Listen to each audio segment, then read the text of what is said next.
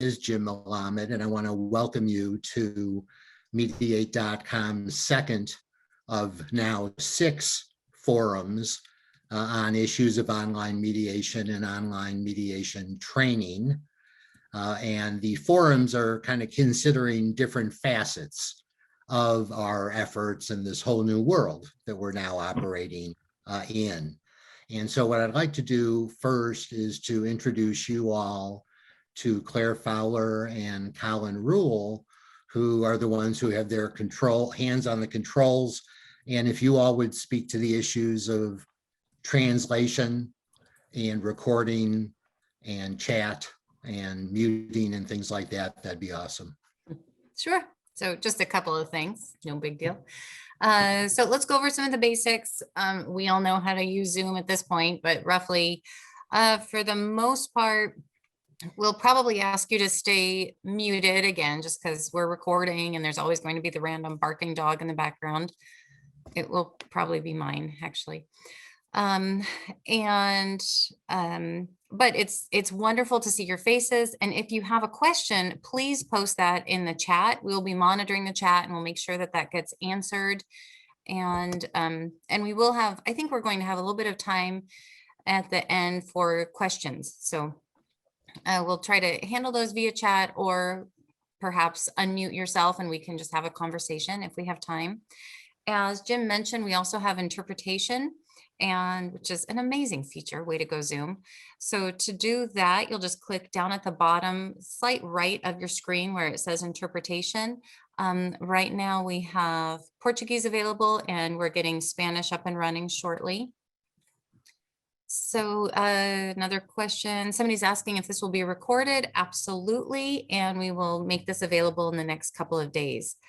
So I think that's about it for Zoom logistics. Well, I will say also, if you have any comments or questions, please don't hesitate to put them in the chat, even while the speakers are presenting, and Claire and I will surface them at the appropriate moment. But that, again, as Jim mentioned, that's a nice dynamic of the use of this platform. So please don't be shy about putting all your thoughts. And sometimes the conversations in chat are almost as rich as the presentations. So we will save that chat and we'll synthesize it and we'll share a link to that later as well. So if there's resources you'd like to share and make sure they're included in the record, just drop them in there. Yep. Good.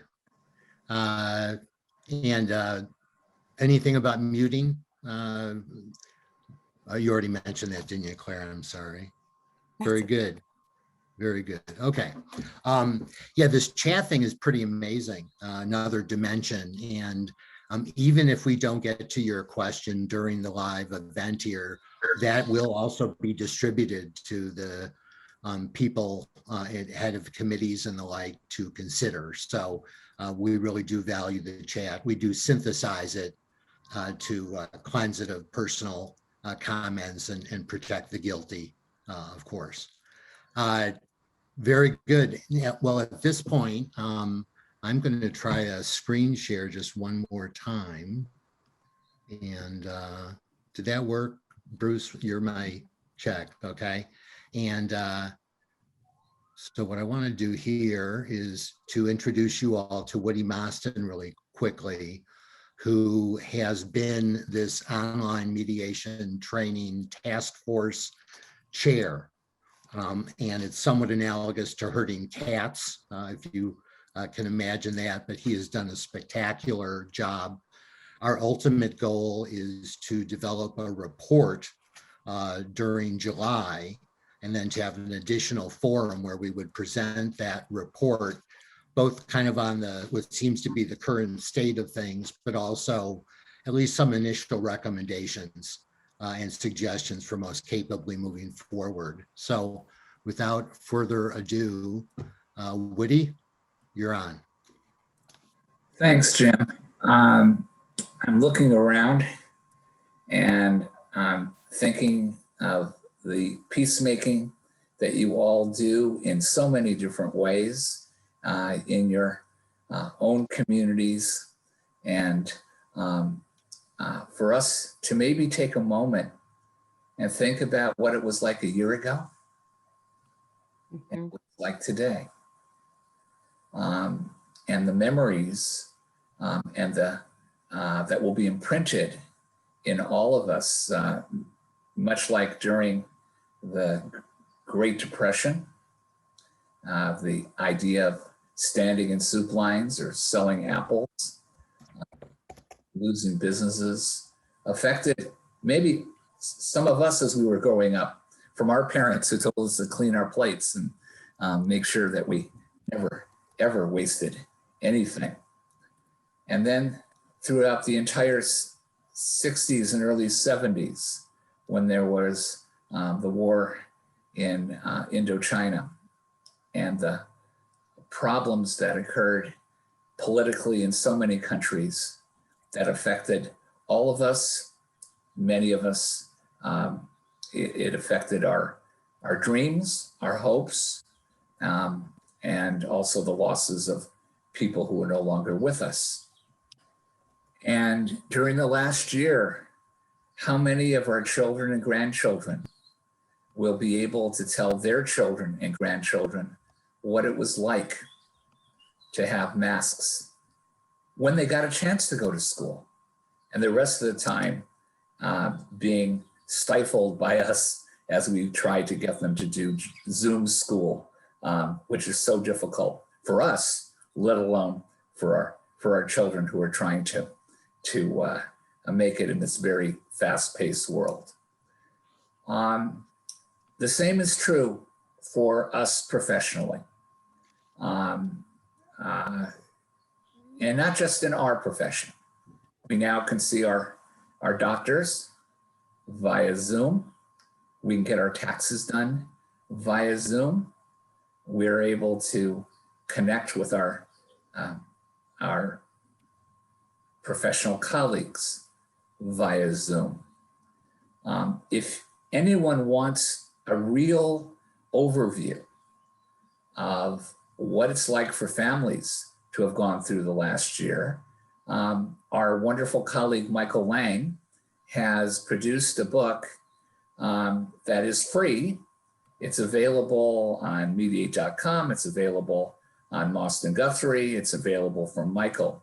And it has over 90 chapters of families struggling through the pandemic.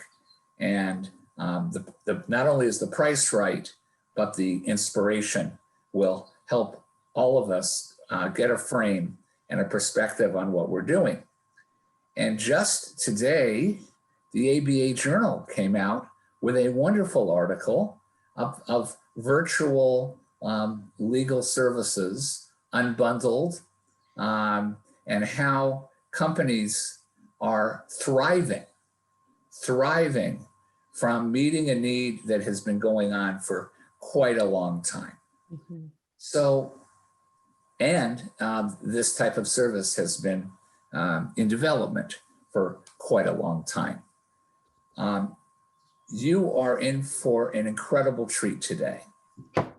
Two of my absolute favorite people have worked tirelessly, actually, to think through what would be the key lessons and takeaways for all of us on online mediation training. The first is Donna Sillerberg, who is from Oregon. I have to tell you, when I met Donna through this task force, and she had me at hello. I have never been as inspired by someone who works with large groups, public policy situations, and has both the skills and the heart to lead us into the next chapter. And the second leader today, I'm not at all embarrassed to say, is my training partner, because for years I trained alone and in person. And this old dog found that new tricks came with a new partner. And there is no one like Susan. She is a force of nature. She has remade online training and marketing, and gives a perspective that all of us will take away starting today. So Donna and Susan, please take it away. Actually, I'm gonna slip in, Woody, and just do one more little administrative piece so people can appreciate the amazing work that you have done here. So I'm gonna try that share screen one more time. Bruce, you're my test here. You see a PowerPoint up there? Beautiful, love it. And I didn't give you any cash on the side or anything to confirm that. All right, good. So here is today's team. And I just wanted to give you a feel. Now, I've already put this link in the chat, and it's also on the main forum webpage. I put that in there as well. And these are the executive committee members, and all these links work. We've also got an advisory board. And again, if you want to get background on anybody, you just click the link. We've got, I think it's 11 committees at this point. We've had a merger or two of committees, and we've got a number of them represented here today: family and elder, public policy, large group, workplace, particularly. We now have 6 total forums. The first one, the 23rd, is already recorded and posted online. You can easily find it at Mediate. And then we've got today's, the next one on standards, ethics, and new technologies, then experiential training, mentoring, and case consultation, then kind of looking beyond mediation, if you will, to affiliated and associated professions, and then finally a bit of a focus on youth and schools. For me, I'm kind of I used to say meat and potatoes guy, but now it's like beyond meat and potatoes, I guess, or beyond meat and beyond potatoes, so we don't get Twitter messages from the potato group.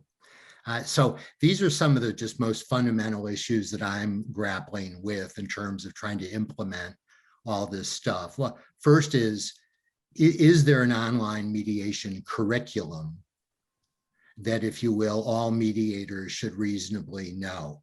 And this comes from an observation that every case is now an online case. And all of our standards for training and curricula were developed really in pre-internet worlds. So now that we're in this different world, what do mediators reasonably need to know in terms of all of the online capacities and potentials? And how would we best define an additional modular curriculum, and how would we implement any such definition? Next question: how can we most effectively train mediators online? And I offer, this is not just to train online mediators, this is to train all mediators. And I'm just blown away, for example, of the benefits of being able to record people in breakouts and give them personalized feedback. You used to have to schlep all kinds of video equipment and have forever, to get that job done. But now, in a very nimble way, you can really give people laser beam feedback on exactly what they can do to improve in a private and safe way. And now the other question I have is, I think lots of people going into the field now are going to say, I really don't need to be a face-to-face mediator. I don't need to pay that high brick and mortar rent and all the other aspects. I will note as a side comment that all of this online mediation and online mediation training is remarkably green.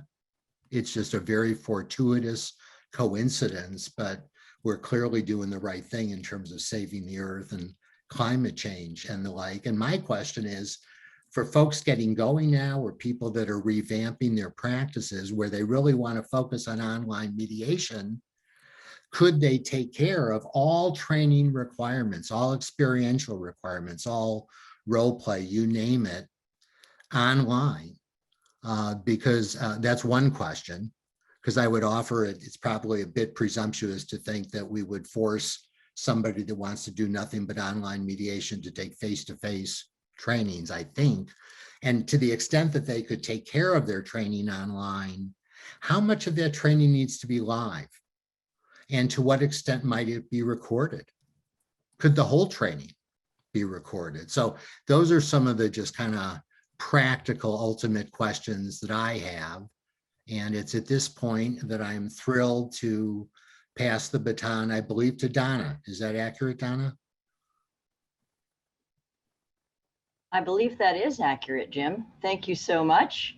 I'm so glad to be here, and I mean that in so many different ways. I think my screen has failed 3 times since I got online this morning, which is the first time I've ever had that happen, where my screen just keeps going black, but I keep signing back in. Really happy to be here, and I want to say many, many thanks to Woody and to Jim for asking me to join this effort and to be part of the executive committee. This has really been an honor. It's been mind expanding, and at a time where psychologists are talking about languishing during the pandemic, this has been a great way not to be languishing. So thank you both for allowing me to be here. Thank you to Susan and Claire for getting ready for today's session, and also to Tawny Robertson, who's going to be joining me talking about the public policy component of this. I'm a public policy mediator in Portland, Oregon. I teach at Pepperdine University and Lipscomb University in Nashville.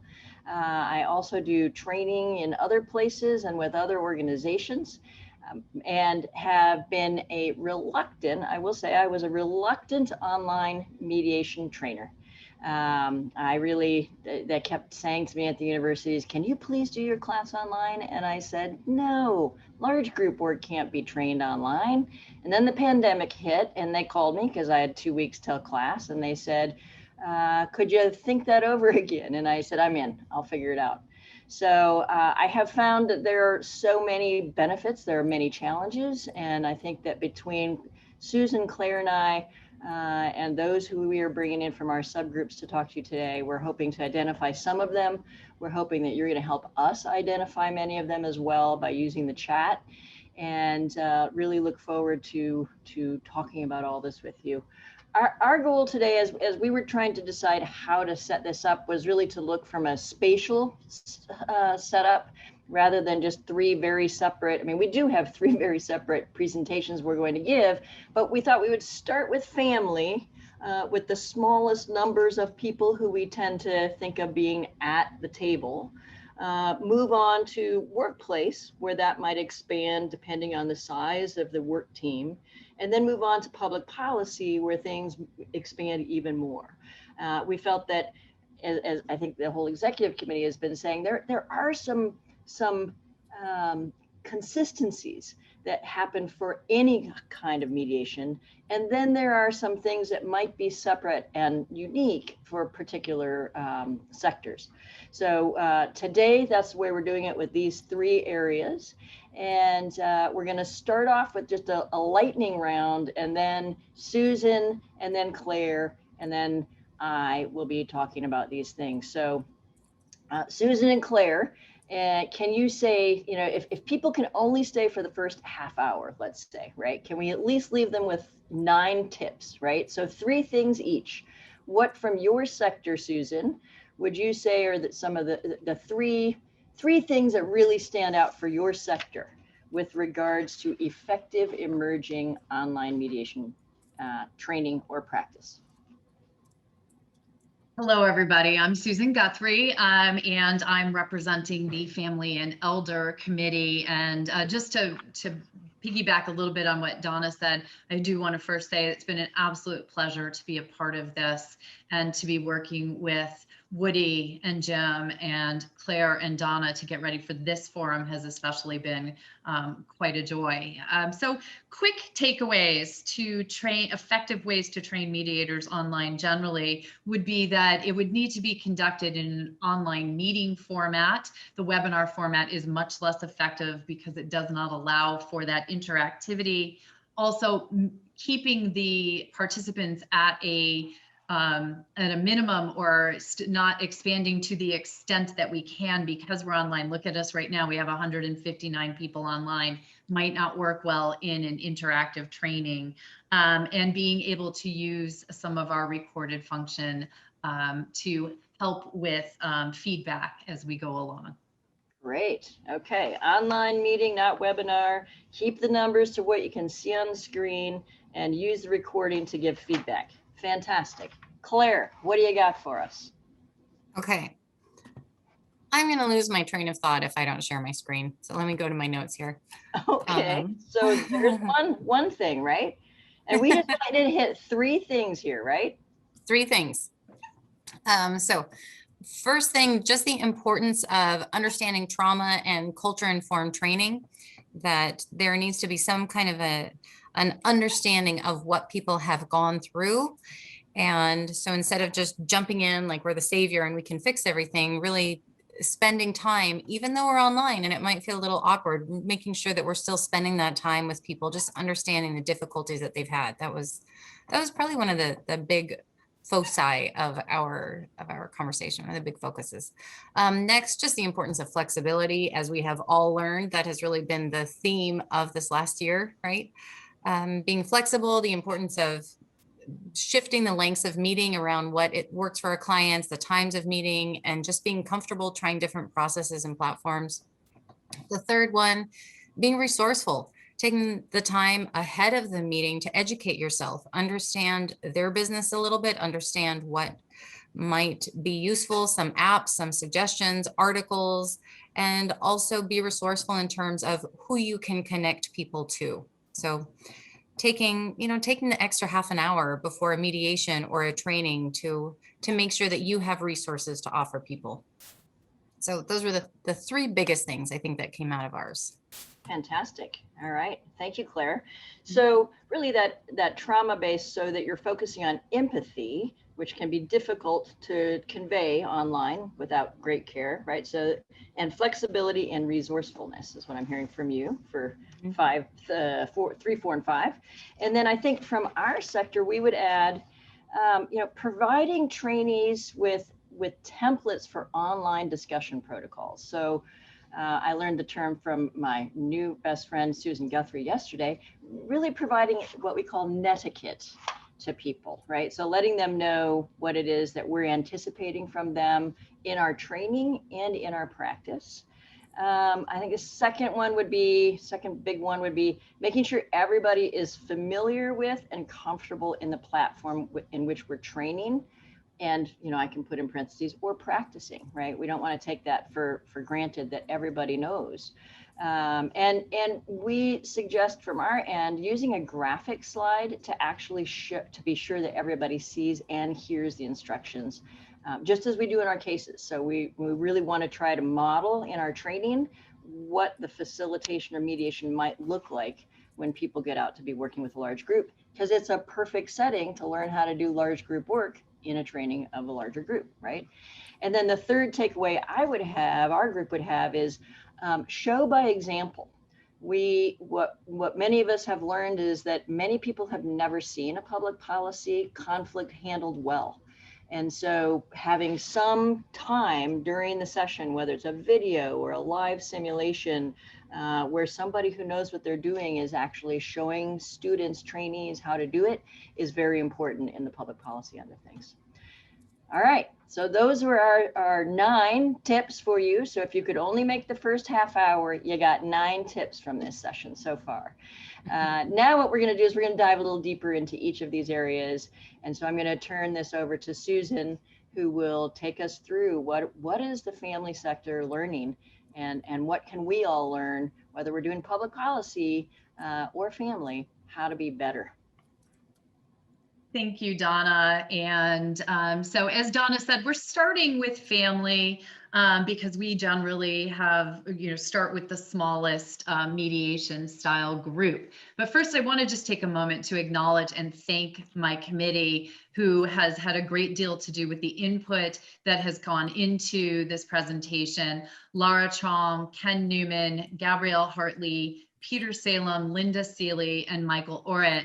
They've all been absolutely wonderful to work with, and you will hear from several of them today. Gabrielle is joining me right now as we go through just the history of family mediation, and then where we've gone during COVID and where we see us going as we go into training beyond.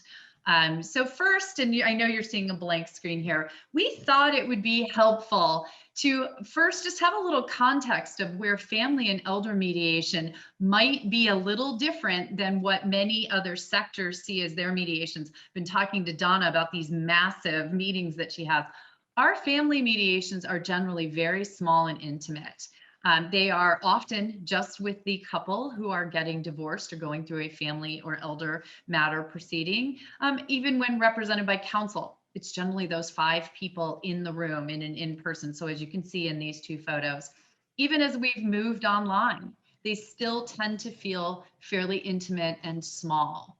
And even when we are very collaborative in the family and elder field, even when you might bring in and layer in additional professionals, such as a financial professional or a therapist or coach, you still have that intimate and small feeling.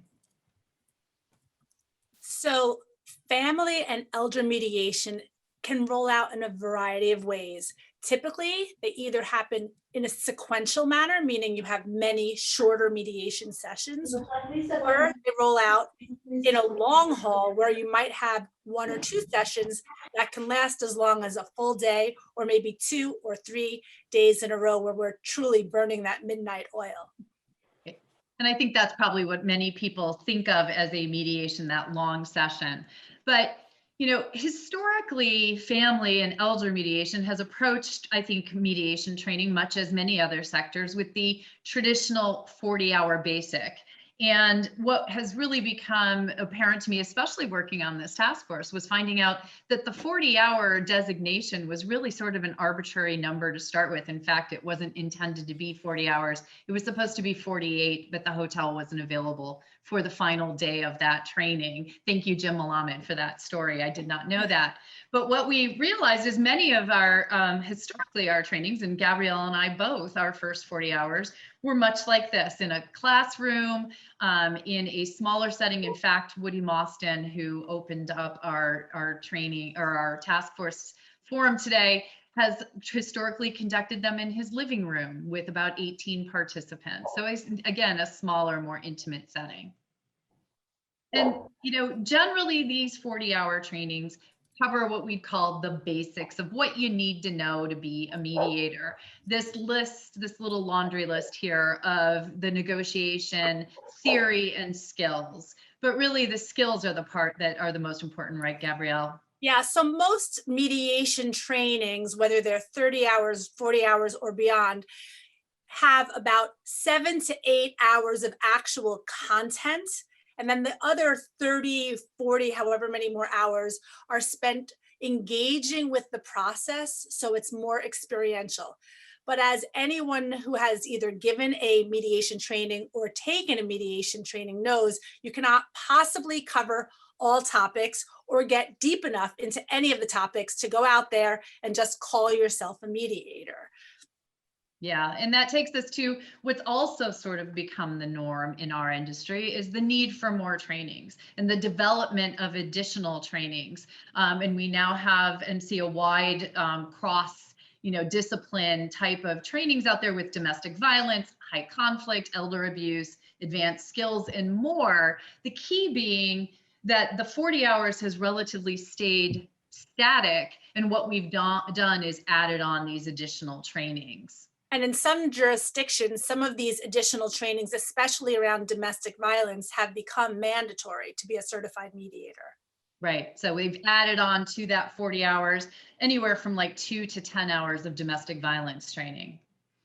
So what's really come about is that trainees, as they finish that 40-hour training, and even as they go through some of those additional trainings, they need to find more opportunities before they're really able to mediate. And a great way that they can do that is to co-mediate if they get a case that maybe they feel is a little bit beyond what they know, or if they just need some more support, you can find an experienced, skilled mediator to mediate with them. Another wonderful thing to do is to observe experienced mediators as they go through a process. And so the new mediator can start to learn how to do things when they're mediating. And Susan, if you could talk about the other two.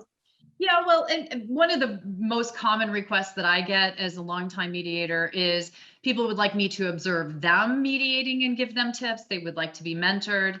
And often just many young mediators or new mediators, early career mediators, move into volunteer positions or take unpaid mediation positions so that they can start to get that experience.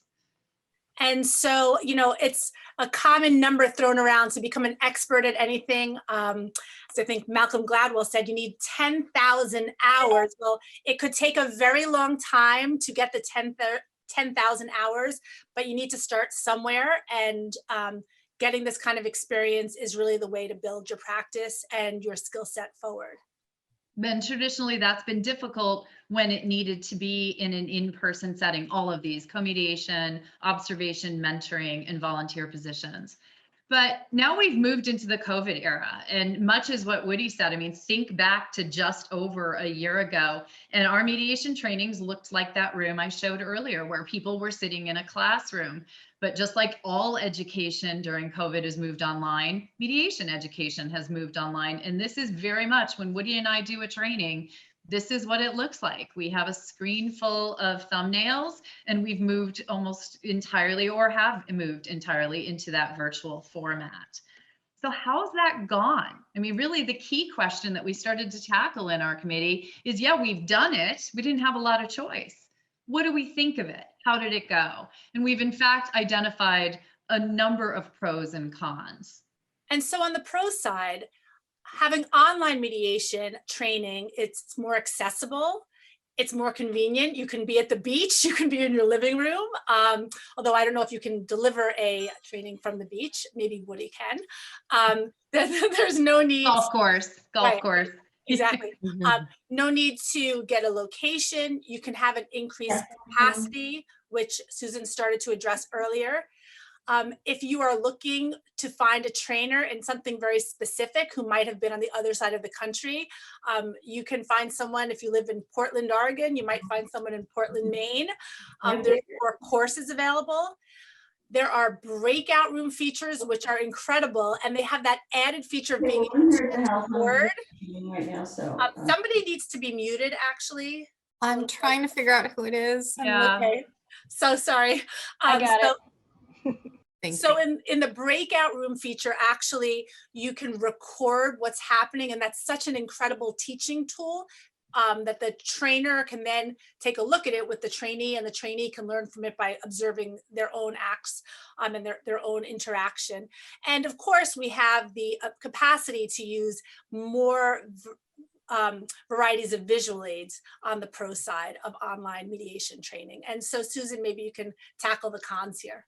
Yeah, thanks, Gab. I think it's really important because we tend to get very excited about the pros of online, both online mediation and online mediation training, but there are cons, and we need to acknowledge them and decide if we can manage them or eliminate them. So I think one of the biggest ones that we've identified is not everyone has the available tech that they need in order to participate. Not everyone has access to high-speed internet. Not everyone can afford the equipment. The cost of a laptop might be a barrier for some to participate. We talked about the fact that you can have more participants. Is that a positive? That also might lead to less interactivity. So it might call for either limiting the number or coming up with different ways to increase that interactivity in different ways than we did in person. You also cannot eliminate the effects of Zoom fatigue. I think everybody on the screen, if you've been on Zoom, you know an 8-hour day of training is just not possible anymore. So we have to change that format. We also presume that everyone has the technology skills, the platform skills to participate.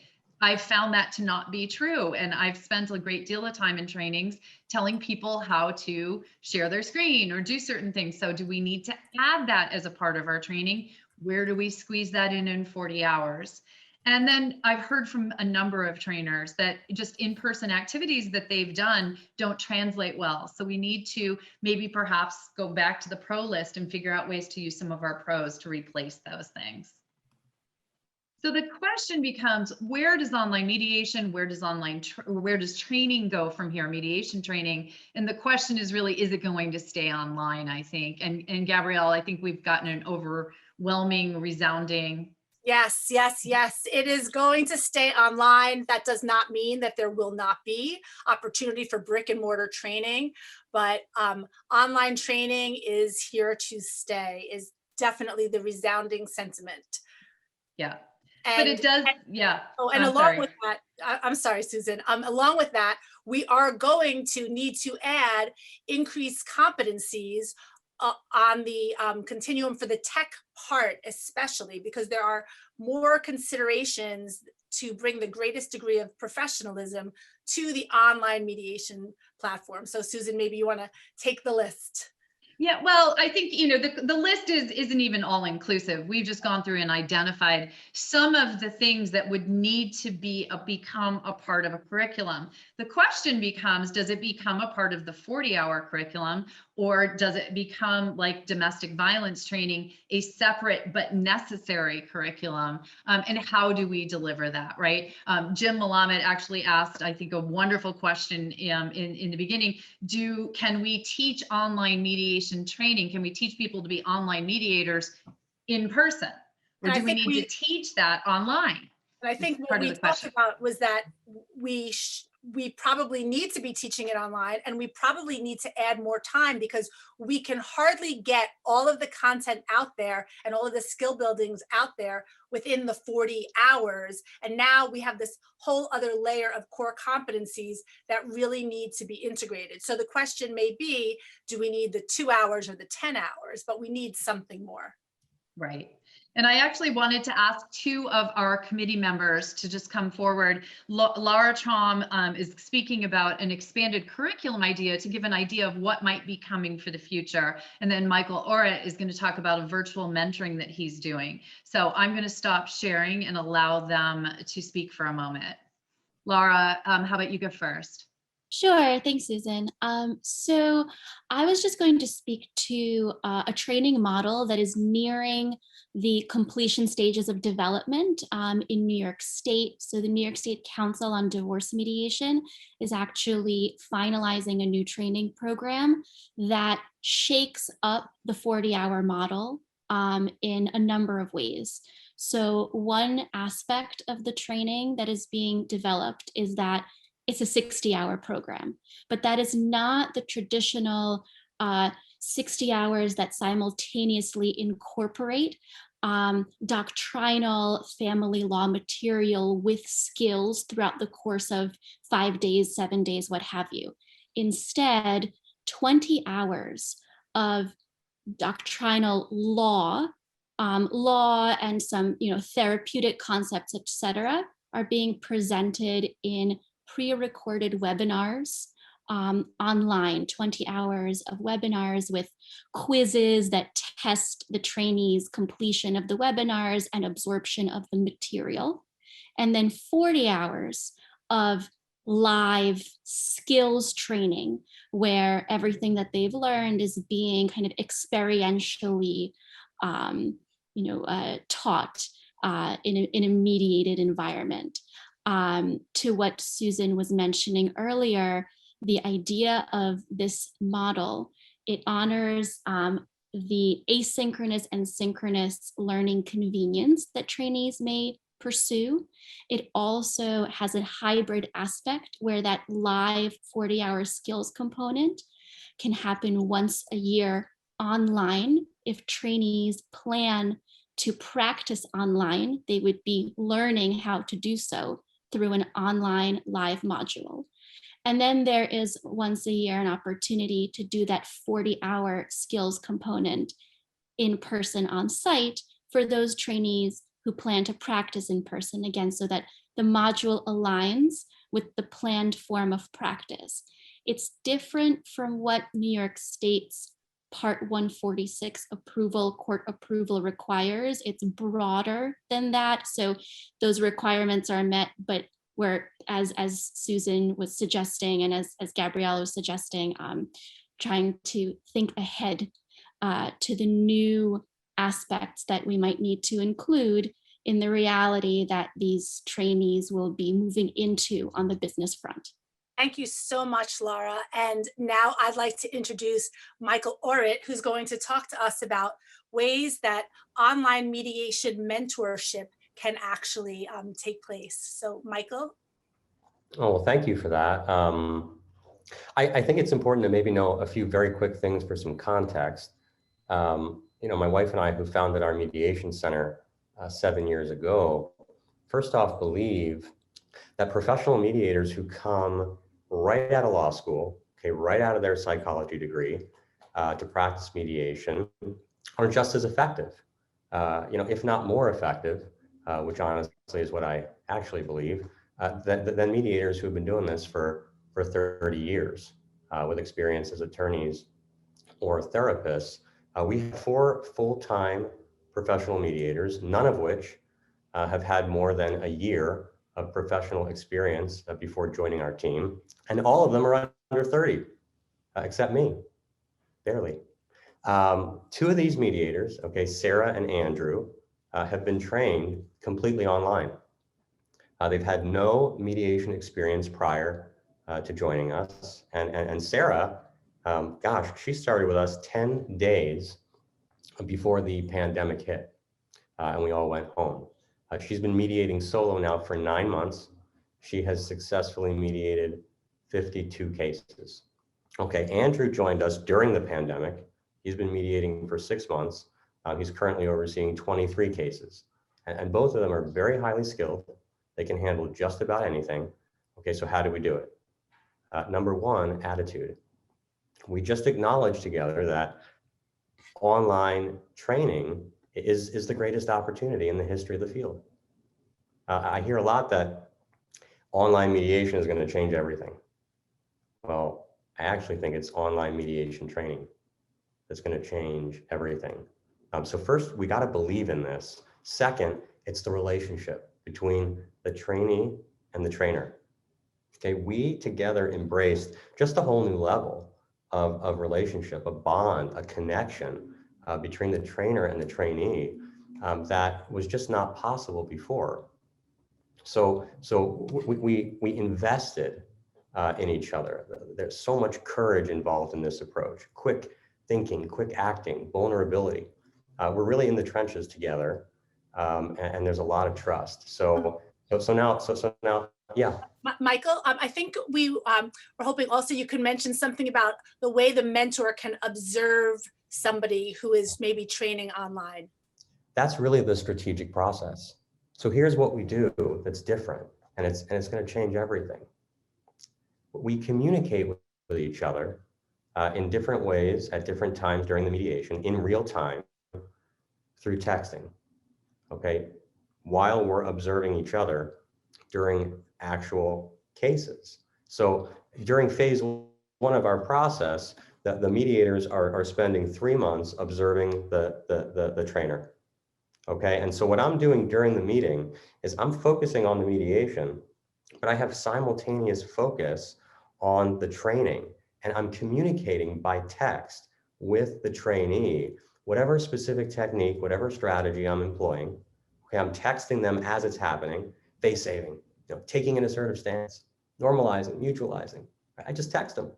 And in that moment, what happens is they're seeing it, they're being taught it, and it crystallizes right before their eyes. They see it. Not in hindsight when we're in debrief, what we do that too, but in the moment. And I think that's the key, like a doctor, right? A doctor, think about it, right? A surgeon, a chief of surgery, performs the surgery.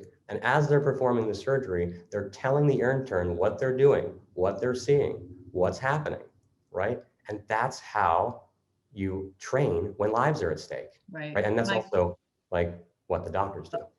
And thank you. I call it the fly on the wall kind of training. And I love that capability that we have online. So thank you, Michael. And I love that Orrit Mediation is already doing this. I think of it as where we're going. Michael and his team are already doing this and turning out new mediators faster than we've been able to in the past. So I'm going to pass this over to Claire now so that she can take us into the world of the workplace. Thank you, everybody. Great. Thank you so much, Susan. And I think, unfortunately, Angela, are you still here? She had a mediation an emergency mediation she had to run to. So she said she'd probably have to duck off. Okay, that's all right. She handed me her slides. So. All right, Claire, I was on mute. I am still here. It's not an emergency mediation. It's been on calendar for a while. So I do have to jump off in about 5 minutes, but thank you so much for your leadership for our group. Oh, thank you. So I am going to do a quick share screen. And so one of the people on our workplace team was Angela, Angela Reddick-Wright, who has just been such a joy to work with. It's been so wonderful to get to know you, Angela. Thank you. And you'll see as we go through the presentation, so much of this came from her. So thank you for sharing your insights with us. And then we also had Winter Wheeler, who, gosh, just has such a great brain for all of this. It was fun. Every time we'd throw a question at her, she was like, oh, let's do this and this. And you could just tell her instincts were perfectly primed for this kind of work. And I also wanted to share a book that she has just completed, Networked, just about, I want to share it because I feel like it's very apropos to what we are discussing today.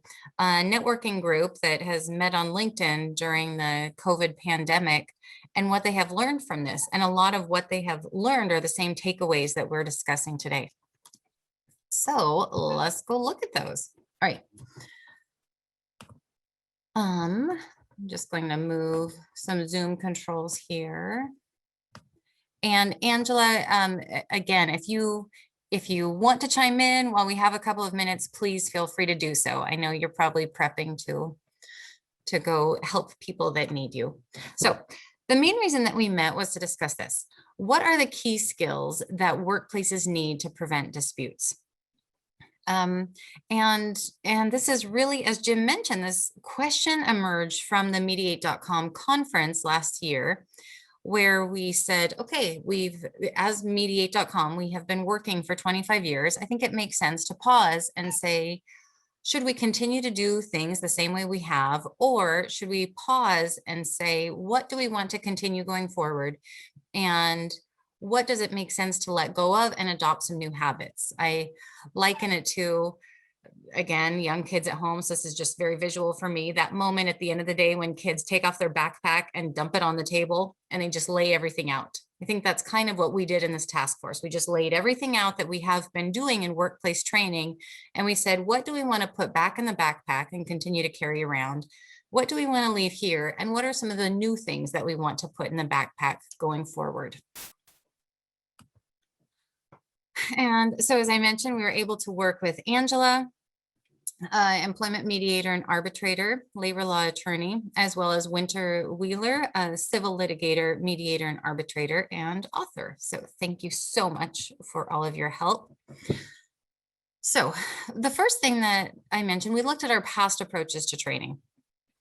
And first we had the professional approaches. These were formal programs such as Strauss Institute, Harvard's program on negotiation that left you with a master's or an LLM program. And it's very, very regimented, very well-designed and well thought out approaches. There's also, of course, the local bar associations and the community mediation centers. And that's more what Susan was referring to, kind of your standard 40-hour basic training. Then we also have legal trainings. This is typically where you have a private firm who's training in-house mediators, or you might be working at a company that has decided to have a representative mediator in all of their departments, and they would hire a private mediation firm or a law firm coming in to plan and oversee the training. And then the third approach has typically been ad hoc. At some point in life, people decide, I'm a great mediator, I should do this. And so they will take a 40-hour basic training. Then they'll begin mediating and decide, oh, I think I want to do the workplace type of training. And they just add on little bits as they are interested in it. So those are the three main approaches that we have seen in the past. Unfortunately, they're slightly disjointed, right? They haven't completely connected. They have all served a purpose, But the problem is that many of the trainings, as we know, simply don't cover everything, right? There isn't a set of training standards. And as we looked at some of these trainings, we found that these trainings were often designed more as a Band-Aid to solve a specific purpose. So for instance, here in the Northwest, there's a large power company, and as they dealt with certain issues, they brought in a mediation team to train a lot of mediators in their 23 different offices, I believe, but they were designed to fill a specific purpose. So the whole training was aimed at, let's address this one problem. So it was a very symptom approached training as opposed to a complete training. And as we all know, conflicts don't stop, right? We can train people to resolve a very specific conflict, but it's not going to end there. And so that's why we wanted to look at more of a standardized approach and look at what do people need to resolve all the different types of conflicts that are going to come up, and also to be able to prevent additional conflicts. So unfortunately, the main pieces that we were seeing that kept getting pushed out of these shorter ad hoc and symptomatic type of trainings: ethics, not a big focus on confidentiality. There wasn't a big focus on what I think Donna or Susan called future casting, right? Recognizing trends, preventing conflict, and also passing the baton. So continuing to tap and train incoming mediators. Okay. So then we looked at where we are now. How has everything changed in this last year? So initially, we mentioned that case levels seem to remain pretty steady. And then over the last, Angela, what would you say? I'd say about the last half a year, where case levels have even increased. And it seems like people are taking the time to deal with stuff that they had kept pushing to the side. Yeah, definitely. I would say the last year, personally, when the pandemic hit, I think like all of us, for the first week or so, we were wondering what our profession would look like and whether we would be able to continue working throughout in the coming year and throughout this last year. And I would say that from my perspective, things have been consistent, if not, as you said, have grown, just because this option has been there. And so I'm grateful to see that, and grateful to see that there's going to be a future in continuing with online training as well as online mediation. Thank you. And as she mentioned, yes, training requests have also increased. And I think part of the reason is that clients, as well as trainers and mediators, have just recognized the ease of training online, that we can get across quite a bit of information in shorter chunks of time. And we don't have to book a conference room and get a caterer, right? It's just, you push a button. It has become very simple. And so we have definitely seen an increase in not just cases, but also requests for training. So I think this makes it even more important for us to step back and say, all right, what should these trainings include? I think one of the other reasons why these requests have increased is that this has kind of been a year for everyone to take stock of where things are and look at how things can be improved. So people are taking time to deal with some of those simmering conflicts, just those ongoing points of tension and places where communication could be improved. And so well, of course, there are always mediations and trainings and reactions to conflicts that pipe up. I think there's also an eye towards how can we improve things long term? How can we set up our office to be a learning organization and a healthy organization? A couple of the other changes that we have seen is that our clients are focusing more on process. And so I think this is another piece that trainings need to start focusing on, is not just talking about the communication between people, but also what is the most effective way to do things. Again, pandemic uprooted everything, right? We all had processes that, for better or for worse, we had become comfortable with. And then you take those processes and throw them upside down. And we have to say, all right, what is really the best way to do things? And so we have seen an increase in requests for let's talk about the process for moving this project from A to B and bring in a facilitator or bring in a trainer, and let's identify what are the key ways that we can improve here, that we can systematize, that we can make this an even more effective transition. As we talked about earlier, there's definitely been a huge focus on flexibility and clear communication. We know that as we move online, you do lose a little bit of context, right? And so we need to, we just need to be a little bit more effective in how we communicate. It's easier when we're face to face, I think, to get to understand a lot of the nuances from the body language and the nonverbals and the leaning in and the hand gestures and the pointing to. And when we have moved online, we have realized that we need to be a little bit more disciplined about how we communicate things, right? I need to focus on, have I said this sentence clearly? Have I explained it? And it's forcing my brain to become more organized. The other big third thing that I've been hearing from clients is that they're appreciating how available their managers are, and that they're enjoying taking the time to work on the management to employee relationship.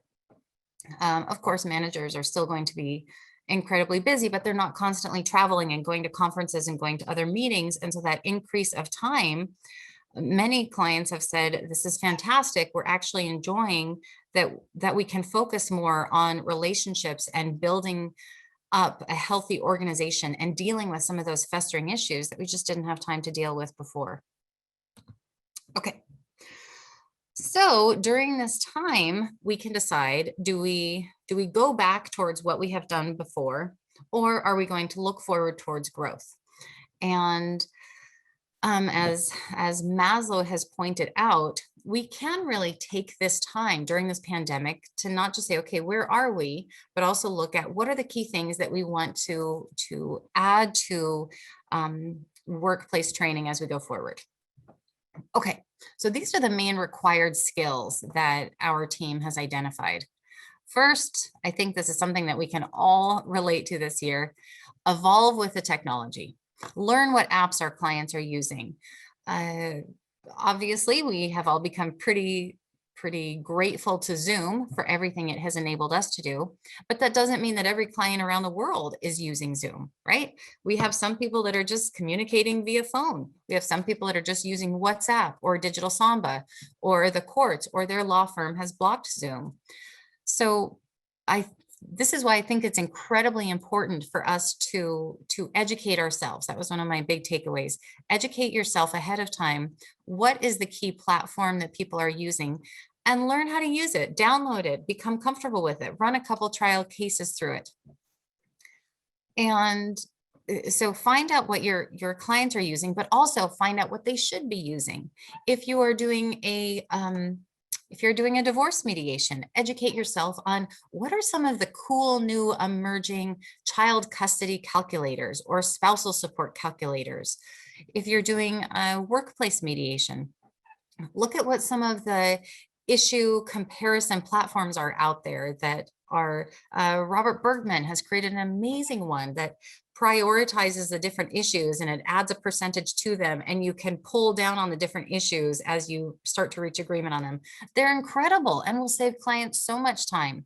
And this is, I think, what really shows our clients that this is an opportunity and gets a lot of buy-in for continuing to use online dispute resolution training going forward, so that clients don't feel like, oh, I'm getting a disservice. We had to push this through during the pandemic. It's so unfortunate that we didn't get to meet face to face.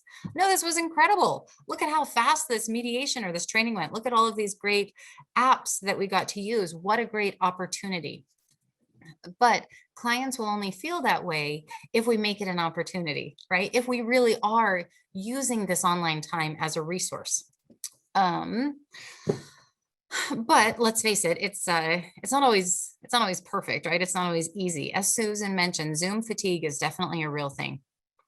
So for training to stay effective, we simply need to keep clients engaged, which means every few minutes we need to be changing the visuals but not just the visuals, also the method. So it can't just be me clicking through a PowerPoint screen. It has to be, now I'm going to whole screen. Now I'm annotating. Now I'm going to breakout rooms. Now I'm sharing a whiteboard. Now I'm doing a poll, things that are continuously keeping clients engaged so that this feels like a dynamic process, right? I mean, think about it. If you were training face-to-face, you'd constantly be moving around and then drawing something on the board and then pulling up volunteers and then pulling out some kind of a prop to demonstrate things. We have to be willing to do the same thing in an online environment, so that your clients are continually interested in what you have to say. I had to look this up. It's called the primacy recency effect, which means that your clients, which means simply that our brains, our clients as well as us, pay attention whenever there's a transition, whenever there's something new, right? Whenever the screen changes or the sound changes, that's when your brain says, hey, we need to be a little bit more awake now. And that happens naturally in a face-to-face environment. But I do think we need to be a little bit more intentional about doing that when we're in an online environment. So again, every few minutes, don't just change what slide you're showing, but also change how you are presenting that information. I realize I'm not doing that at all right now. I have been on the slide for probably half an hour at this point. So, you know, do what I say and not what I do. And I think there has been a pretty resounding resolve that says we definitely need shorter sessions and flexible times, that we just cannot be effective for 8 hours online anymore. Instead, let's break up those long sessions into shorter sessions where we just focus on perhaps a couple of issues at a time. And then we're really getting our clients at their best, but you know what? They're getting us at their best as well.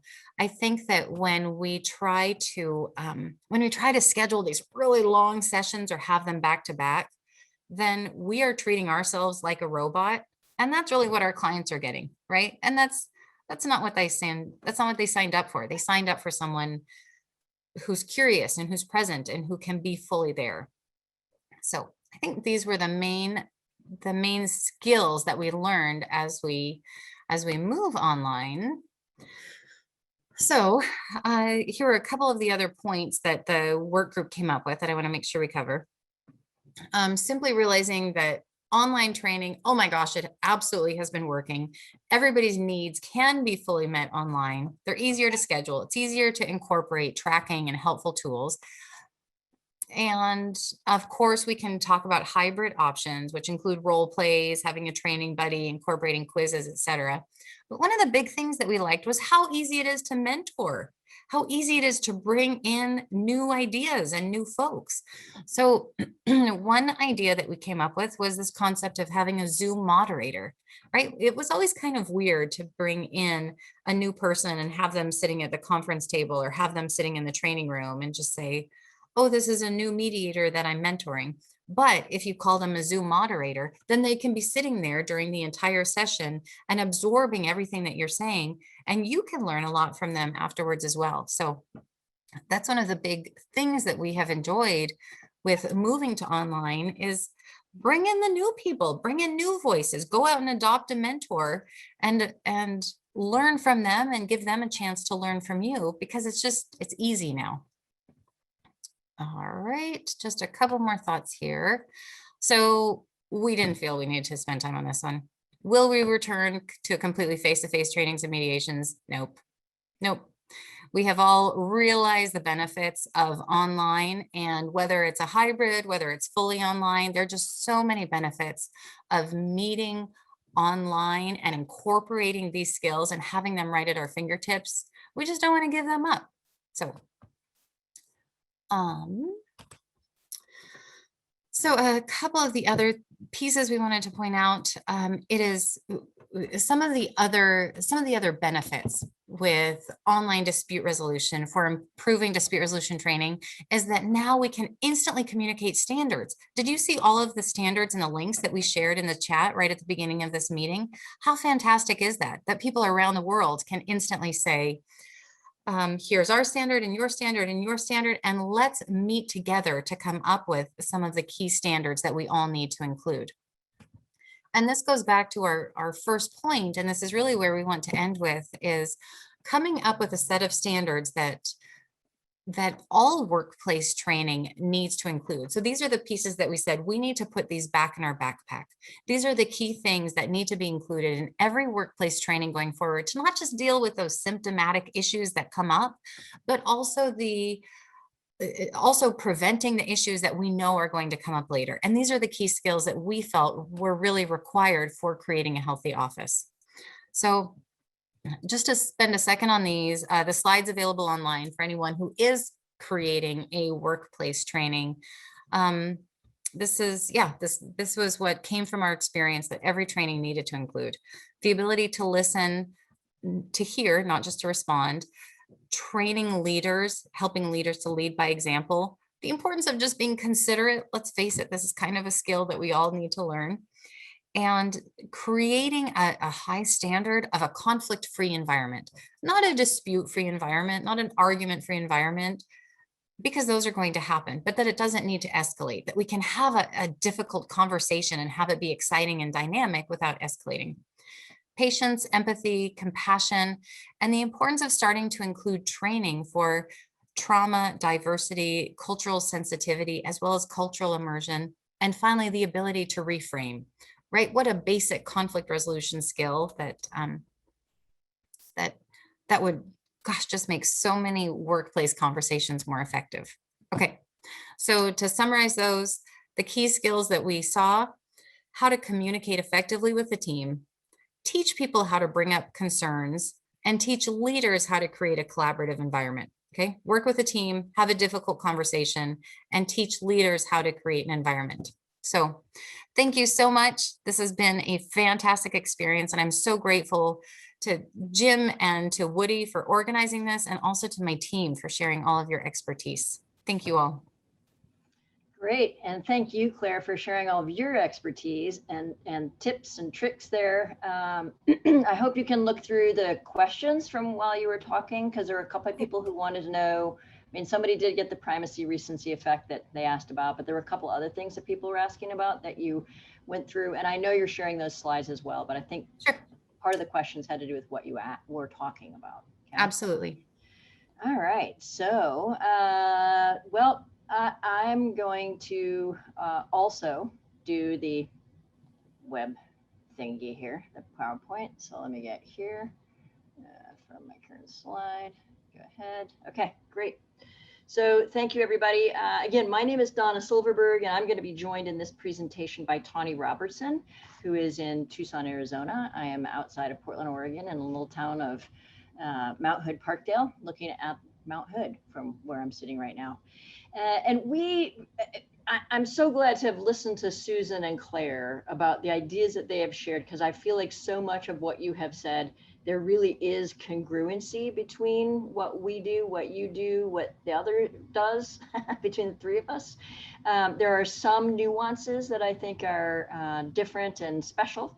And what we want to do here is just take this opportunity really to share with so many mediators and collaborative lawyers, students, policy people, to just say a little bit about what public policy and large group mediation is. It's a little different, and we will also touch on what we need to consider for online mediation, much of what has been touched on by Susan and Claire already. So before I start, I want to thank our sub-team and the people who came to one or more of our sessions. We had Alana Naster, who's been in the field for, I think, I don't know, pushing 40 years doing public policy work. Annie Kilberg-Smith, Betsy Daniels, myself, Janet Chance, Ken Cloak, Kristen Wright, Laurel Singer, Tawny Robertson, Toby Berkman, and Winter Wheeler from all around the country have been involved in all of these conversations. So it's been a really great. One of the things I want to say is, well, first, our graphics are not quite as flashy as Susan and Claire's, but I think they're going to get the point across. So this is what our trainings used to look like, right? We used to all sit around for a public policy large group. My first training looked just like this. Not everybody was blue, but where we're all sitting around a flip chart and trying to learn how to facilitate and mediate a larger group. Now they all look like this. And who's attending the trainings that we're doing? Most people who come, this is an additive skill. So this is in addition to the mediation training, the intro mediation training, or maybe even a family mediation training that they've had. But they want to mediate in this area. They want to make a difference in public policy and public processes. And so they come here to learn about the way public processes work in conjunction or parallel to the mediated conversations. That's one group of people. Another group of people are people who already are working in the public sector or worked in this public sector and have retired. And if they're still working there, they want to learn how to better manage public disputes, either as a mediator or with added mediator-like skills. So not unlike what Claire was just talking about in the workplace. So learning negotiation and communication skills that can help them better manage public disputes from their position as a manager or administrator. So I'm going to let Tawny talk a little bit about the different stages here, but you know, we have this graphic here of the slightly different stages because sometimes this is who shows up. When I was doing some work on the Columbia River, I think we had something like 4,000 people who showed up into the place we were at, many of whom were wearing costumes outside of the forum to make a point about the position they took. So Tawny, let me pass this on over to you. Thanks, Donna, and so glad to be here. And thanks for the first two presentations. Those are fascinating, and it's really interesting to hear of all the common elements, and especially in the online realm. So what we want to talk about just briefly is some of the different aspects to public policy and large group mediation and settings. So first, because of our complexity of issues, stakeholders, institutional and decision context, we always start out with a conflict and situation assessment to really get a lay of the land. And then based on that, design a tailored process that will really get us to outcomes. In terms of convening, we can kind of think of two kinds of convening. One is the who convenes, and in our kind of work, it's careful consideration of who are the conveners, they may be the decision makers. We might have co-convening by two agencies. That's a big component of our work. And then of course the platform itself, or platforms, as has already been mentioned, that will work for the particular set of parties involved. And this sub-bullet about the strong need to orient the group to the online tools, we found that online definitely increases access for all the participants, as long as there is, everybody's on the same page and skill level. We do pre-training in our training just for those people who need the added training in the use of Zoom, for example. In terms of communication, information and sharing and negotiation, similar to the other two presentations, just that we've got a more complex setting. So a lot of tools and a lot of best practice, and it's really about tailoring it to suit. Agreement and ratification, a lot of times our processes need to end in something, a plan, an agreement, some kind of new decision, whatever it is, we have to consider this from the beginning and build it into the process. Which leaders, which decision-making processes, and how are we going to effectively engage them and their support? And then finally, implementation. Getting to agreement is only partway through our kind of process, because if it just sits on a shelf and doesn't get implemented, then it's not worth it. And so we often provide ongoing support after the implementation itself. And very likely we just don't understand the rest of this work, and you guys might do the same thing. Nice. Okay. Thank you for that, Tawny. There are a couple other considerations that we have as public policy and large group mediators because of the complexity that Tawny was just talking about. You know, oftentimes it's not so clear when we get started. So who's going to be present, what we're going to be discussing, how we do the work. It tends to be much less clear than in some other mediation work where you have, you know, when Susan and I were talking, she knows it's going to be a husband and wife and maybe another husband and wife, right? But she knows who's going to be sitting there. We don't necessarily know that. And so we have to help parties define and agree on the purpose even, because they may have, you know, if they're talking about a particular policy issue, they may have different ideas of what they need to be talking about. So we have to figure out what is the purpose that will suit everybody's needs. We then design, coach, prepare multiple groups for those sessions together. And as I say, it's not clear, and flexibility, which both Susan and Claire were talking about, definitely is true for us. Equity shows up regularly and in challenging ways in these policy cases. They're in the public eye, they deal with public issues. We're talking often about policies that have had disparate impacts. And so we need to have people at the table. What we have found interesting online is we are seeing more faces than we have seen in our in-person sessions, showing up, more different faces than we have in the past. So we are able to be flexible with timing, and it's made accessibility to our conversations much greater for a much wider breadth of people. And I'm not saying, and in saying that, I'm not saying this, but that we have completely embraced, as much as it sounds like Susan and Claire have, the online format. But I think that we are seeing some real benefits, and figuring out a hybrid may be a very useful way to move forward. As we've heard from the others, public conflicts also often have trauma at their stem, and so we have to handle that. So that needs to be included in our trainings, not just for helping parties through that, but also for helping ourselves as mediators through those moments when we might get triggered by something that happens when we're doing some of our mediation work with other people who are simultaneously being triggered. As mediators, we need to do, as practitioners, and train everything we can to assure that all of the impacted voices have a seat at the table in some way. Maybe it's not the individual, but that they're represented somehow, either online or in person. That's true. We need to make sure that they have the capacity to negotiate and make decisions about the issues and questions that are in front of the entire group.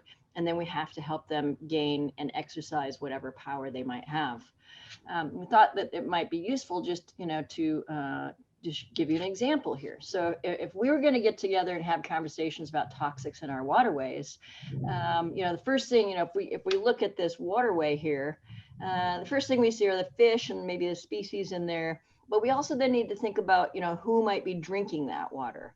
And then in terms of the water itself, how is it being impacted by all of these different environments? And if we're going to have a policy conversation about toxics in our waterways, we're going to have to make sure that we have representatives from the farming industry and ag industry that can talk about pesticides and where they're going and how we might reduce them, or talk to the high-tech industry about how are they using their water to cool down the tools that they're putting into our phones, et cetera. They're using it out of rivers and then putting that back in the river. What is that doing to the toxicity and temperature? Same with, in Portland, it's kind of a funny little side note. In Portland, they did a number of tests in the river outside Portland, and they found really high levels of caffeine in the water.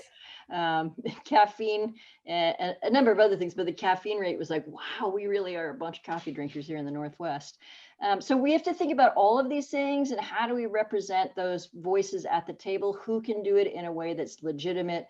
And Tawny's going to talk a little bit more about that. But I just thought having a sense for all of you of what we might be looking at, what we need to be considering. It's complex, and training that to our trainees online has both benefits and drawbacks.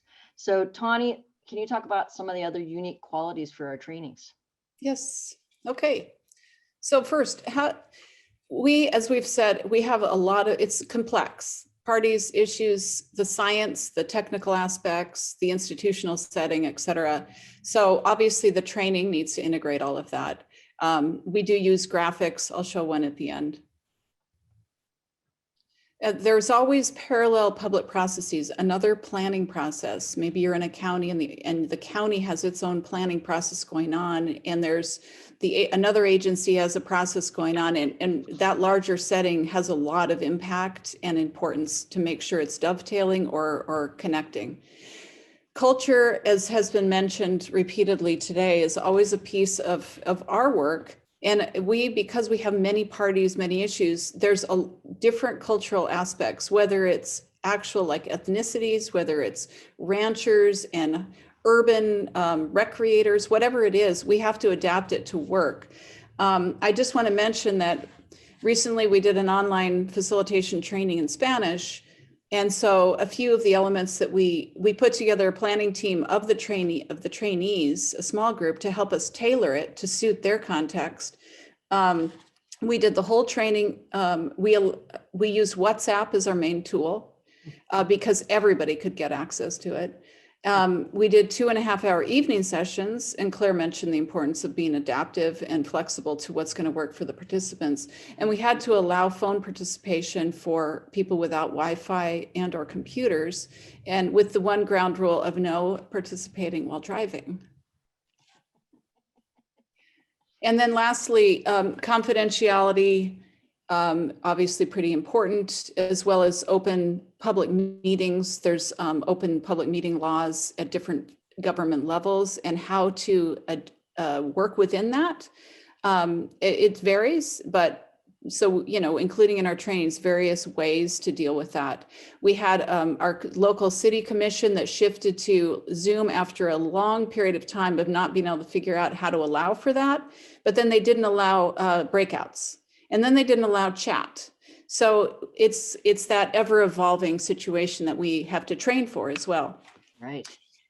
In terms of, so we had the picture at the bottom, these bigger public meetings, that kind of setting. And now we've got the Zoom. Everybody's like, you probably dream in Zoom windows by now.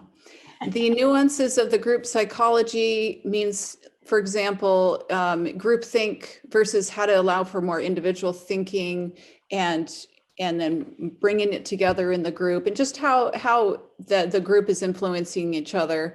I think we've already touched on who needs to be included in the decision process.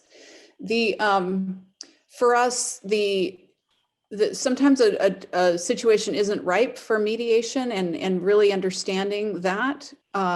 We do, a lot of us don't do just mediation, but we do a lot of upstream work, whether it's building and facilitating large scale collaborative processes that probably have some conflict in them, or it's inspired by the need to prevent a full-blown public dispute. And we use a lot of process tools. I'm going to share in 1 second about the value of using graphics. Two other things I want to just add before we turn to that last slide is how an element that we're talking a lot about now, and probably a lot of you are, is the need to do training on how to do hybrid meetings, where there's some in person and some online. And how different, there's a lot of different ideas out there and different experiences. So I think that, just to note that. And then the beyond training, capacity building support by having, like today's session, support groups of facilitators and mediators that working more in a similar field that can share. We set up a network in the Southwest of facilitators working on similar issues, and we have monthly Zoom sessions where we're sharing best practices, helping problem solve, that kind of thing. It's hard to get everything in one training, so those kinds of options in the kind of beyond training. Nice. And then lastly for me, That. Our processes are really complicated, but so how do you get people on the same page? We use this is a process design graphic. We use a lot of mediators in kind of our public policy realm. We use these kind of graphics. It's got the timeline, it's got the different kinds of convenings, it's got how it connects to adjacent processes, how you engage the leadership, when you have subgroup meetings, where things are getting crafted. where you are in the process, which is like the we are here. And these things evolve and you keep updating it, but it's literally to help people get on the same page. Thanks. All right. So thank you for that, Tawny, and thank you for this incredible visual here. I think it does really show you that it is a little different in these processes that we're doing. And hopefully what we've said, I think one of the things I wanted to add in terms of training for public policy mediators and certification or qualifications, there really are no certifications and qualifications. Trainings are done by both private firms and also now in the university setting through the University Network for Collaborative Governance. And there are rosters that exist, some which are public rosters at different agencies, federal and state agencies, but there really is no certification at this point for people doing public policy work. I think the biggest thing that helps in that qualification end is the first time somebody goes out to do a public policy case as a mediator who's never done them before, they realize immediately that this is different than anything else they've ever done. And I think all of us who are in the field get calls pretty regularly from people saying, I agreed to do this case. Can you help me from the side? And we do that. That is part of our practice. So we are done with ours, and what we now want to do is put questions to the whole forum, and we'd like you to put your answers in the chat, referring to A or B below, and just share with each other, share with us what tools and strategies you found to be most useful in your online mediations and mediation trainings, and what you're struggling with the most. And if you could put an A or B for, useful is A, B is struggling, I think that'd be helpful for all. I'm going to stop sharing and then turn this to Jim and see, are there some questions or things that you have been fielding while we've been talking that you'd like us to address? Claire, sorry. Donna, sorry, would you mind just sharing your screen again so people can see what was the A and the B? I sure can. Just for 1 second before we move to Jim. Okay. So A is what's useful and B is what's struggling. Thanks. Yes. Tools and strategies that are useful. B is struggling. Yeah. So I'd like to ask a question kind of across the board of the different panelists, because I think I'm hearing a theme and that it's evolved over time and we may not be fully aware of it. But I would offer, I think back in the day, and you'll correct me if I'm wrong about this, I used to try to minimize individual participant communications prior to a joint mediation meeting. There were a variety of reasons for this. One of them is I wasn't sure what my confidentiality or caucus understanding, was before we had gotten together and talked about it, et cetera. So that was the theme. It was kind of this hearings concept almost, that there's a date, there's a time, let's show up, we'll do our best. And I would kind of protect myself as a bit of a tabula rasa, if you will, in anticipation of the mediation, and that clear impartiality, neutrality was somehow helpful.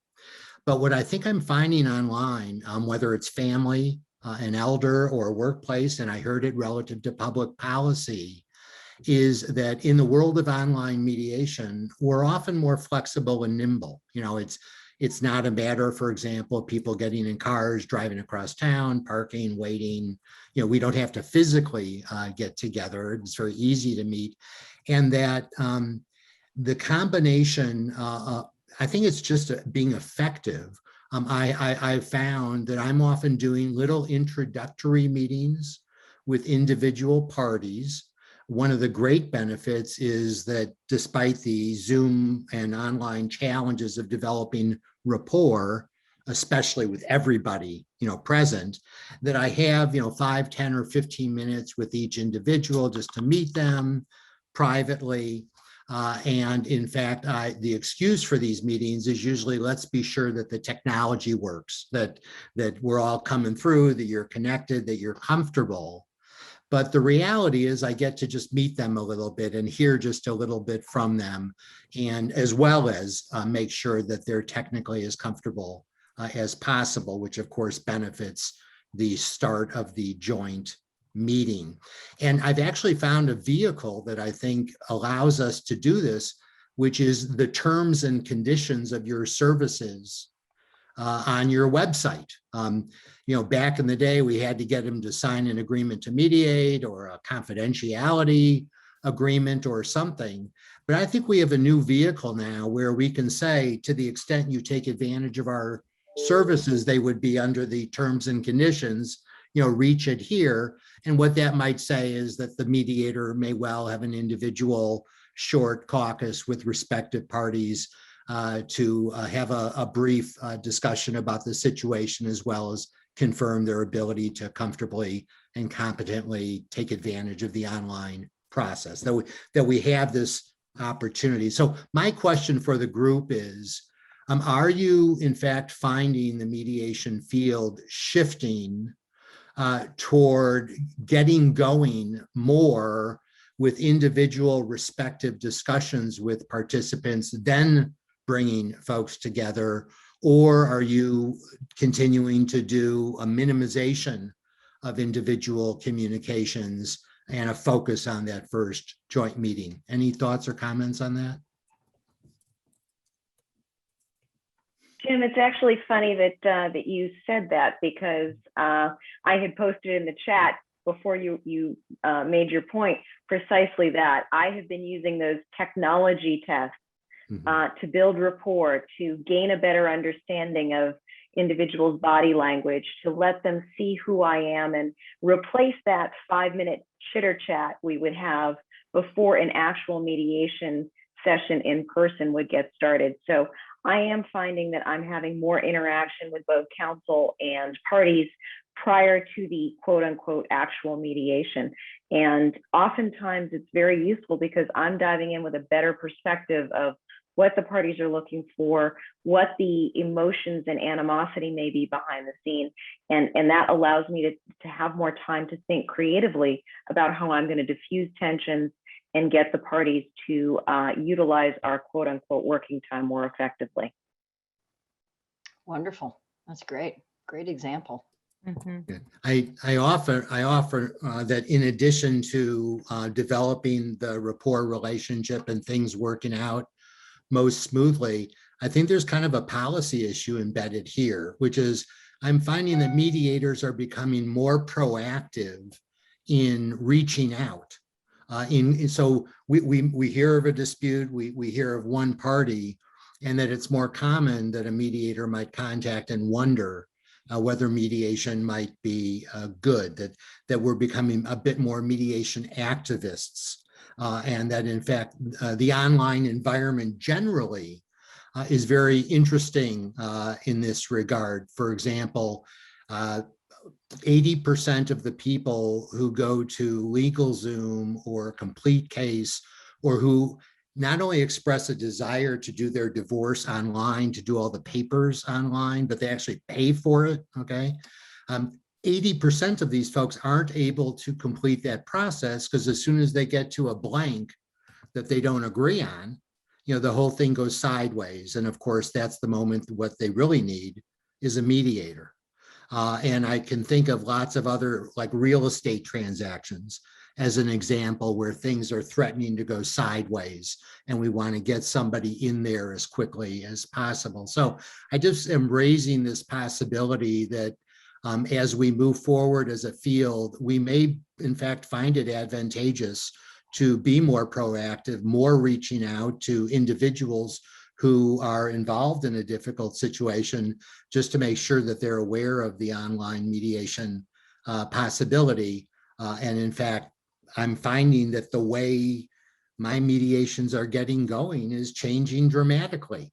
I offer, I've never been contacted by all parties at the same time, saying, would you mediate? It's almost always a protagonist, who wants to change the situation. So I've liberated myself to be more willing to have those individual conversations and explore the possibility of mediation, maybe even along the lines that you would traditionally do in public policy. I was going to say, I think that some of the in-person trainings that we all used to do when we'd have an advanced training and we bring a whole bunch of different mediators together, we started finding that, that people who do family cases could maybe benefit from talking to people in advance the way we have in public policy for quite a long time now.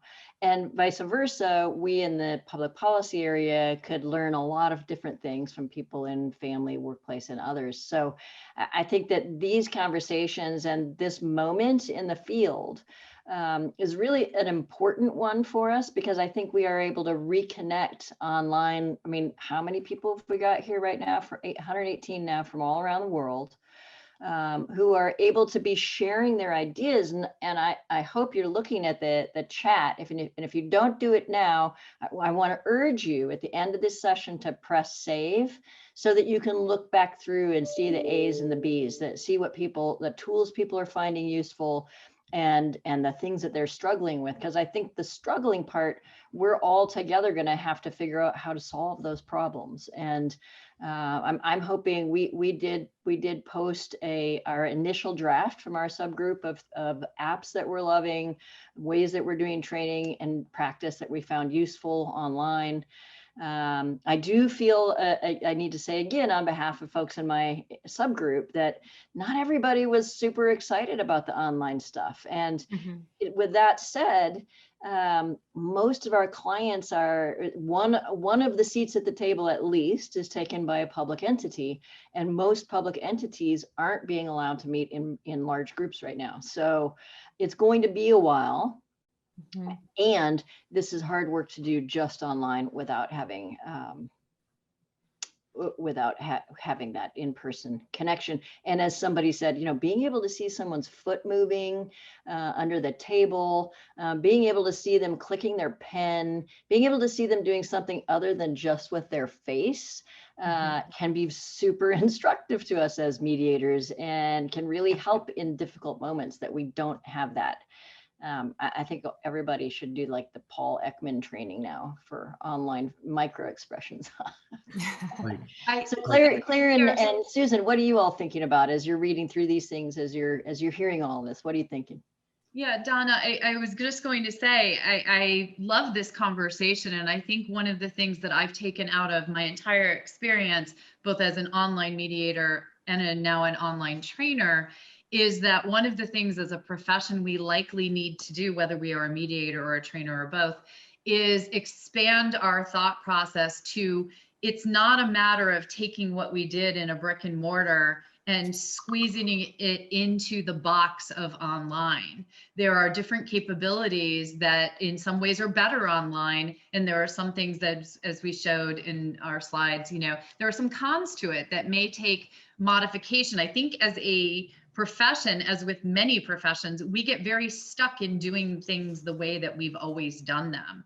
And if we are going to grow and change and adapt new technologies and modalities, we have to consider that we might have to do things differently, much to what Jim was saying about the pre-mediation meetings. That's a part of my online mediation training, is that should be a part of the onboarding process now, because there's more technological aspects that need to be taken care of, as well as the rapport building and the fact finding, et cetera. So I like that just by being here, I think it's showing that people are opening their minds to those concepts and are sharing these ideas. I see an amazing conversation in the chat. So that's what this made me think of. Yeah, that's great. And even just in light of what you're saying there, Catherine from the community mediation folks, where she's at, said that they've been doing these online for exactly what you're just saying, to build rapport, develop, manage expectations, really to get ahead before you're even in the Zoom room, to have a sense of how you can better manage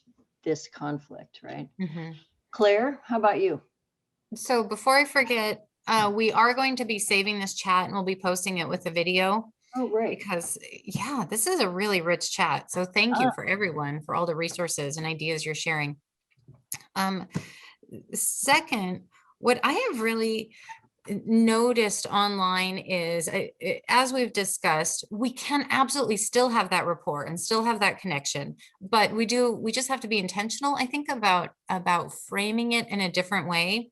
So a big piece that I've been doing is just trying to do a 5-minute check-in with clients before we get into any mediation or content stuff.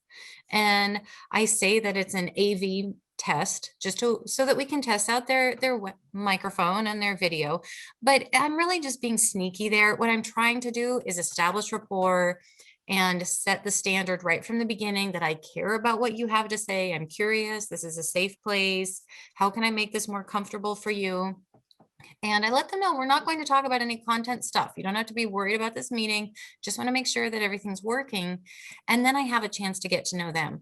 Because if not, I've noticed when I start the meeting and I jump right into it with however many people, it's harder to start with a blank slate. For instance, right now I'm looking at Susan and nodding at her, and I'm giving her lots of good nonverbal feedback. And now I'm looking at Jason and giving him lots of good nonverbal feedback. They don't know, right? There's only one webcam. So it's harder to have that one-on-one connection through Zoom unless we take some time through breakout rooms or a previous conversation to establish that. But I think once we've established that, it can still be just as effective, and you can maintain that connection and that feeling of a safe space through the rest of the Zoom mediation. We just have to do something first to make that first connection, is what I'm seeing.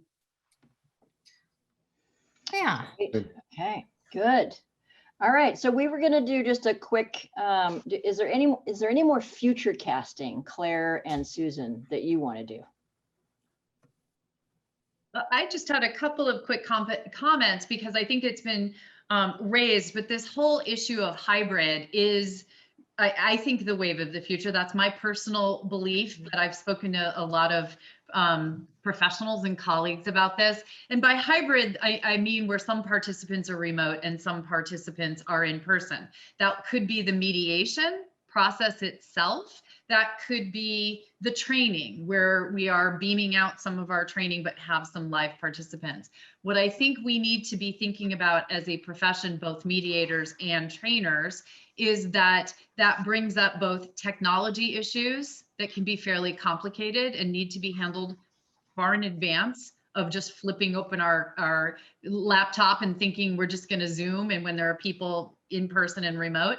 But also there are definite psychological components to that that need to be minimized or need to be managed. And that is also not something to be done on the fly. And that's likely something that we'll have to be including in our trainings sooner rather than later. And that's been something that I've noticed, and maybe colleagues have noticed this as well, as a trainer throughout the pandemic. A silver lining of the pandemic, if you can call it that, is that we've had a huge, massive rush to online. So we've had advances in technology. We've had the benefit of a wealth of experience that everybody here has, and we're now able to share.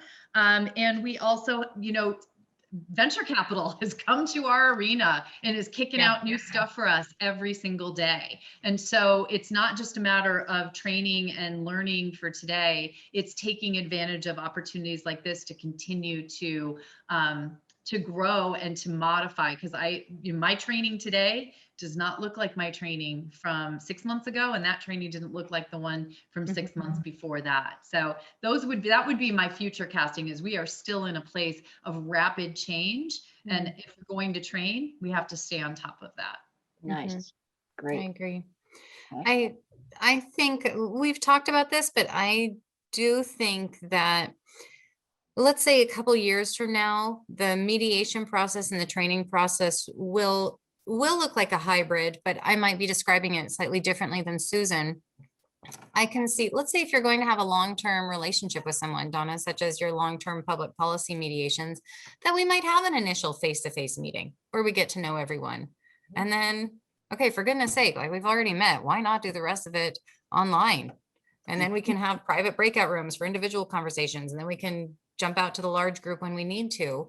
But I think that's really what we're going to see, that even people who decide to mediate or train face-to-face, sometimes that they're still going to do a big chunk of it online. Interesting. Interesting. Yeah, I think that, one of the things that we miss in public policy is that we didn't include this in our slideshow. So, if you've stayed on long enough, here's the extra thing that we try and do is we have field trips with the group, right? So many of the photographs that were in our slides were photographs from field trips that I've taken with groups that we were talking about that environment so they could see it. That is something that is definitely missing in this environment. Some of my clients have gotten very clever and taken, you know, the GoPros to go show us some things, but it's not the same as being inside a dam and watching the water spilling through the cement and the little fishies going past the window, and, you know, in order to have a conversation about salmon passage in a power situation, right? So that's one thing. I think that in terms of future casting, what the positive that I would give is that our networks have expanded, right? Susan and I were reflecting on this the other day together, that we would never have met had it not been for this conversation, because we do such different work, and yet we couldn't stop talking to each other. Our husbands kept coming in saying, "Stop it, get off." So I mean, that's just one example, but I think that what I've experienced, I don't know about all of you, is as a curious person, I have attended more interdisciplinary type trainings over the last year than I probably have in the last 20 years of my practice. And it gives us the opportunity to have interdisciplinary conversation amongst each other, to really up our games in different ways. You know, what could I learn from Susan in terms of the way she deals with families, with the empathy and the emotion that might enhance some of the work I'm doing on very sensitive toxic issues in an environmental justice neighborhood, right? That might be useful to me. And there might be some things vice versa that would be sharing as well. So my future casting is that we're going to have interdisciplinary mediation tools and approaches and pairings even for particular types of cases. And so all that kind of excites me. I don't know about all of you. We are now at 10:47, and I think it was around now that we were going to turn this back to you, Jim, to wrap us up. We were trying a different format this time of not having people raise their hands, because those of us who watched the global one last time, it was a little, it wasn't as clear as doing it this way. So I just want to let you all know that the chat that you have here is our primary way to interface with you on this one. We did it intentionally. Curious to know how that was for you, actually. How did you experience that? So if you want to make some comment about that, that can help us with the future forums as well. And with that, I want to say thank you, Claire, Susan, to your teams, to Tawny, to Gabrielle, to Michael, and I know that your other person left already. So thank you very much for all of this. And Jim. Good. Just a bunch of things to wrap up.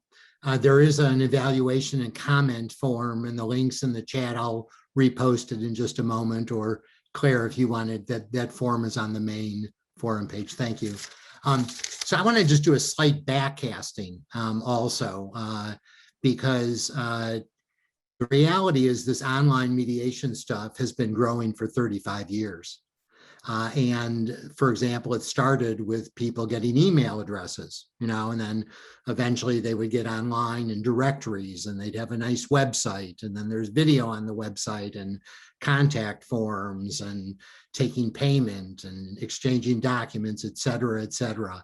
And it's because of that 35 years of incremental development that when the pandemic hit past March, it was a pretty reasonable thing for folks to say, hey, let's just swap in this Zoom or this Legaler or this GoToMeeting rich media platform, and that can kind of be a surrogate for our ability to get together face to face. And it was not a bad start, to be honest with you, but we've learned a lot of things along the way. For example, Zoom fatigue, you can't do the long meetings.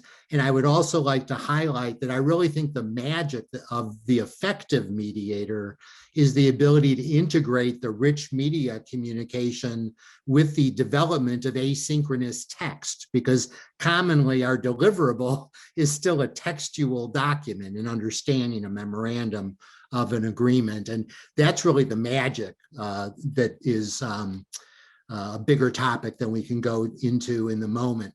But also think about the hardest thing for us to appreciate is the acceleration and the pace of change.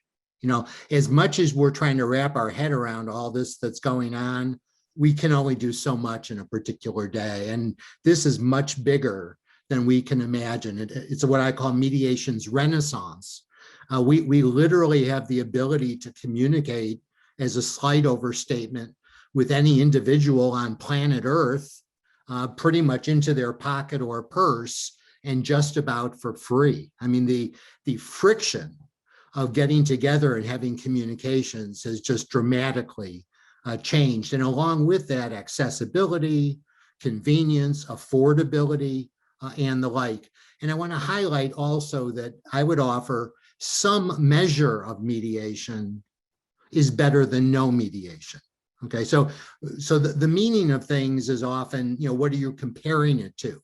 So maybe we miss the twitching foot, or the warm cookies. But if we're comparing online mediation, not to the Rolls-Royce brick and mortar, but if we're comparing it to nothing, which has pretty much been the option this last year, it's literally a miracle. It's a miracle. John Healy and I used to talk about how far will this go?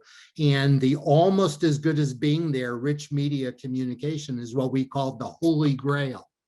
And what would happen when we found the Holy Grail?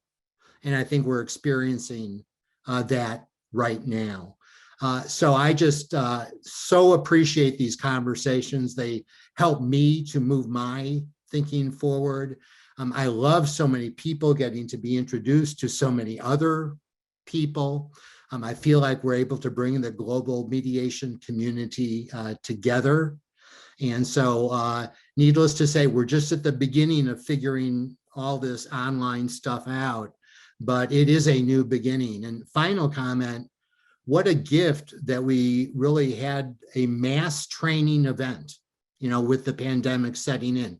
Not only were professionals, mediators learning how to use Zoom and GoToMeeting and Legaler and the other platforms, but the society as a whole and on a global basis was facing the same communicational challenges. And so we had our clientele, we had the mass society learning to communicate in these rich media platforms, not because they wanted to mediate, but because they wanted to talk to their family or within their business or what have you. So, I don't like to speak in terms of silver linings either, but the world changed. The world has changed.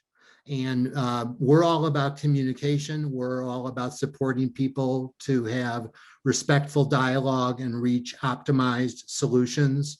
And this is our moment. This is our time. And it's happening. And it's happening on a global basis. It's really crazy. But I'm just so thrilled to take part. I'm thrilled that Mediate's able to sponsor these forums. I will do a quick share of screen just to remind us of the next forums we have coming up. We agreed in this forum that we could reserve all the hard questions for the next forum, which is the one that Colin will be facilitating on standards, ethics, and new technologies. Claire, any more from you? I don't know if Colin is there either. All right, well. Yeah, please. Colin's on another call. Oh, no, Colin's No, here. he's here. Oh, okay, great. No, this was a great session, and it set a very high bar for next week. So I know I and my co-conspirators are now thinking, boy, we better go sharpen our pencils to see if we can match it. But I agree with all the enthusiasm. Thank you for all the hard work. All right, well, this is my favorite moment in every training and forum, and that is at the end where I encourage people to actually unmute and to go ahead and give the panel a round of applause and smile and wave. And while you're doing that, I get to do a screen grab. There you go. All right. Wonderful job. Wonderful job. Thank you Great all. job. Thank you. Yay. Good. Thank you so you, much, everyone. Susan. Good and job. Donna and Good Jim. job. Great We have to figure out how to get you Thank you all cookies. so much. Yeah.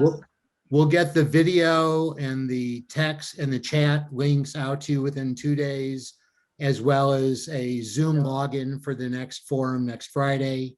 And again, thank you so very much for taking part.